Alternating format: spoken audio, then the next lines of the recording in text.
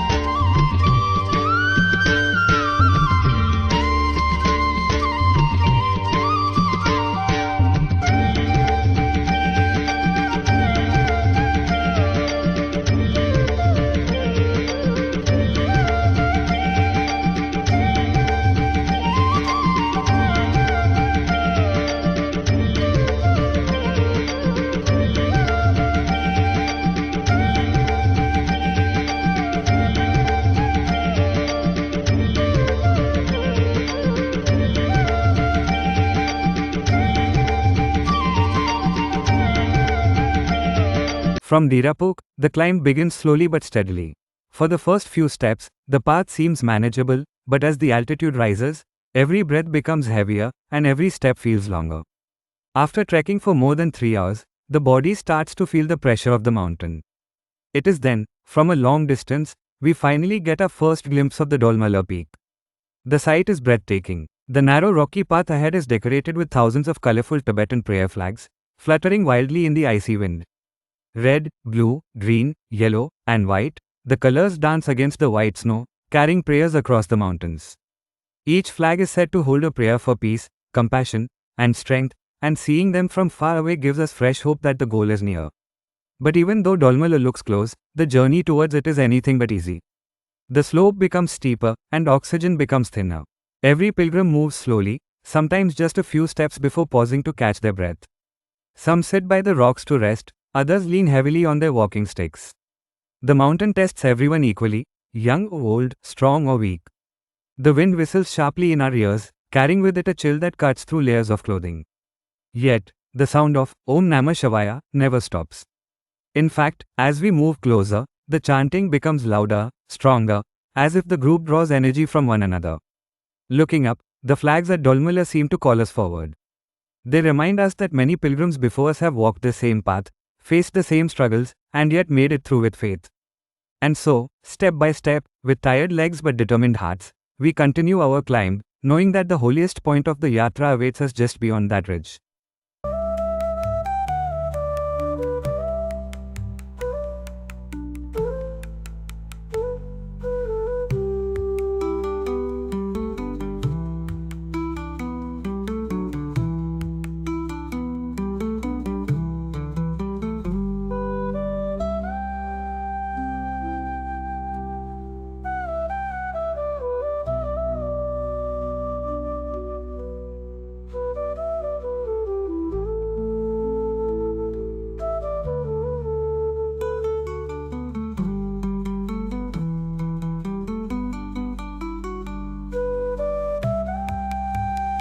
As the trek begins, the climb becomes tougher with every step. The altitude rises quickly, and oxygen becomes less. Each breath feels shorter, and the legs feel heavy. Many yatris stop often to catch their breath. Some even take 2 steps and then pause, leaning on their walking sticks. Around us, the mountains rise high and silent. The winds are sharp, and sometimes sudden snowflakes fall, reminding us of the raw power of this land. But no one complains. Everyone knows this is not just a physical journey, it is a spiritual test. The chants of Om Namah Shivaya and Om Mani Padme Hum fill the air. Even when the body struggles, the mind surrenders to faith. Slowly, very slowly, we reach near the top. After hours of struggle, we reach the Dolma La Pass, the highest point of the entire yatra, at over 18,500 feet. Standing here is not just a victory of the body, but of the spirit. It feels as if we have crossed from one life into another, leaving behind ego, suffering, and past karmas, and being born again with new energy. The prayer flags flutter in the wind, and the entire atmosphere feels charged with divine power. This is truly the heart of the Kailash Parikrama.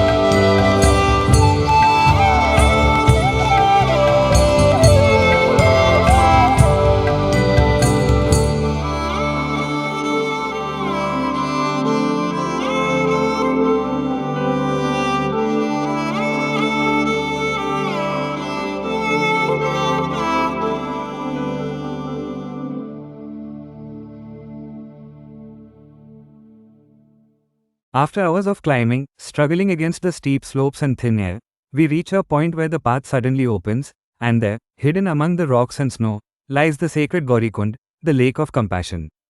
At first glance, it looks like a small emerald jewel resting quietly in the lap of the mountains. The waters are icy cold, crystal clear, reflecting the white peaks above. There is a stillness here, a silence so deep that it feels as if time itself has stopped. According to legend, this is the place where goddess Parvati, the divine consort of Lord Shiva, used to bathe. Every ripple in the water carries her grace, every drop feels like a blessing of the mother. For pilgrims, just seeing this lake is enough to wash away countless sins. Many yatris stop here, their eyes filled with devotion. Some fold their hands and bow deeply towards the lake from above, whispering their prayers. A few brave ones carefully climb down the slippery slope to touch the water, even though the path is dangerous and covered in ice. They collect a small bottle of this holy water, treasuring it like liquid gold, to carry back home for their families. The wind is harsh, the climb is difficult, but standing near Gauri Kund, a strange peace settles over the heart. The body may be tired, but the soul feels comforted, as if the Divine Mother herself is placing her hand on our head, blessing us with strength and compassion. Looking at this sacred lake, one realizes, the journey is not just about reaching Kailash, it is about experiencing the presence of both Shiva and Shakti in every step, every breath, and every sight along the way. From Gauri Kund, the journey is not yet over. In fact, many pilgrims say the descent is even more challenging than the climb. The path suddenly drops steeply, and what lies ahead is a long, rough slope filled with loose stones, slippery mud, and dicey patches. Here, every step must be taken with full attention. One wrong step, one moment of carelessness, and a yatri can easily slip down the sharp rocks. Many pilgrims lean heavily on their walking sticks, carefully testing each stone before placing their foot. Others move slowly in small groups, helping one another to balance and cross the trickiest paths. The altitude and exhaustion make the descent even harder. Legs tremble from tiredness, and the cold winds bite into the face. At times, the path narrows so much that only one pilgrim can pass at a time. Everyone waits patiently, moving step by step, with a silence that carries both fear and faith. Sometimes, yatris lose balance, and instantly, helping hands appear from fellow travelers or Sherpas. Here, one realizes that the Kailash Yatra is not a journey walked alone, it is walked together, in shared devotion and compassion. Slowly, as we continue downwards, the harsh, rocky slope begins to open into a valley. Streams of melted snow run beside the path, their gentle sound mixing with the chants of tired but determined pilgrims. With every step lower, the air feels slightly easier to breathe, and the heart feels lighter. But the descent is long, stretching for hours, testing the knees and ankles. Even though the body is exhausted, inside there is a quiet joy, the joy of having crossed Dolma La, the holiest point of the yatra, and now walking towards peace.